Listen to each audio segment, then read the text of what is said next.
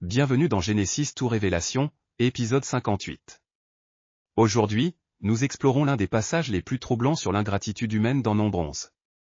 Imaginez, vous êtes libéré miraculeusement de l'esclavage, nourri quotidiennement par la main de Dieu, guidé par sa présence visible, et pourtant, vous vous plaignez amèrement.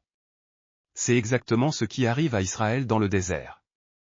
Cette histoire révèle des vérités profondes sur la nature humaine, la patience de Dieu, et les conséquences spirituelles de l'ingratitude chronique. Lisons Nombre 11, 1-6, le peuple murmura et cela déplut à l'Éternel.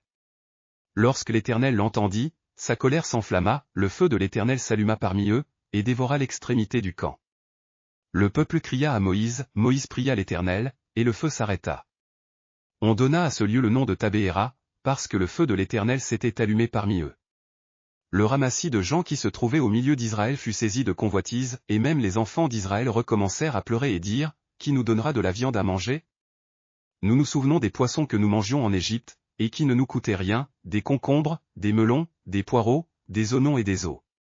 Maintenant, notre âme est desséchée, il n'y a rien. Nos yeux ne voient que de la manne. Plusieurs détails cruciaux échappent souvent au lecteur. Premièrement, remarquez que le peuple murmura, aux oreilles de l'Éternel, v.1. Leurs plaintes ne sont pas des conversations privées, Dieu entend chaque murmure. Deuxièmement, le verset 4 mentionne le ramassis de gens ou la multitude mélangée, des non-israélites qui sont sortis d'Égypte avec eux. Ces personnes, non liées par l'alliance avec Dieu, influencent négativement le peuple élu. C'est un avertissement sur les mauvaises influences. Troisièmement, observez la nostalgie sélective d'Israël, ils se souviennent des légumes d'Égypte mais oublient les fouets des contremaîtres. L'ingratitude déforme notre mémoire. Quatrièmement, quand Moïse atteint son point de rupture au verset novembre 2015, il préfère mourir plutôt que de continuer seul. Même les leaders les plus fidèles ont des limites. Enfin, l'écueil arrive dans la colère de Dieu, v.33, pas dans sa bienveillance, c'est une provision mélangée de jugement. Cette histoire révèle des changements théologiques profonds. D'abord, nous voyons comment la provision divine peut se transformer en malédiction par l'attitude du cœur. La manne était un miracle quotidien, mais l'ingratitude l'a rendue méprisable à leurs yeux. Ensuite, nous observons le passage du leadership solitaire au leadership partagé. Dieu répond à l'épuisement de Moïse en établissant 70 anciens qui recevront son esprit, v.16-17. C'est un modèle pour l'Église, le leadership ne doit pas reposer sur une seule personne. Nous voyons aussi comment l'intercession peut coexister avec l'épuisement. Moïse prie pour arrêter le feu, v.2, tout en confessant son découragement profond. L'intercession authentique inclut l'honnêteté avec Dieu. Finalement, nous découvrons que les conséquences du péché atteignent même ceux qui obtiennent ce qu'ils désirent. Le lieu est nommé Kibrot Hatahava, les tombeaux de la convoitise. Parfois, Dieu nous donne ce que nous demandons pour nous enseigner pourquoi nous n'en avions pas besoin. Bien que ce passage ne traite pas directement de l'ordre homme-femme, nous observons un principe important sur le leadership et la soumission. Moïse, malgré son épuisement, maintient sa soumission à Dieu tout en exprimant honnêtement ses difficultés. Il ne se rebelle pas contre son appel, mais demande de l'aide. C'est un modèle pour tous les leaders, hommes et femmes, sur la façon de gérer les responsabilités écrasantes avec intégrité. De plus, nous voyons que toute la communauté, hommes et femmes, participe à la rébellion par les murmures. Le péché n'a pas de genre, il affecte tous ceux qui cèdent à l'ingratitude.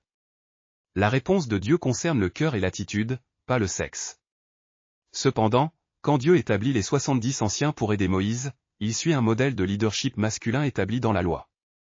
Cela nous rappelle que l'ordre divin fonctionne même dans les moments de crise, apportant stabilité quand le chaos menace. Dans le camp d'Israël, 3 témoins zélés observent cette tragédie humaine avec des perspectives différentes.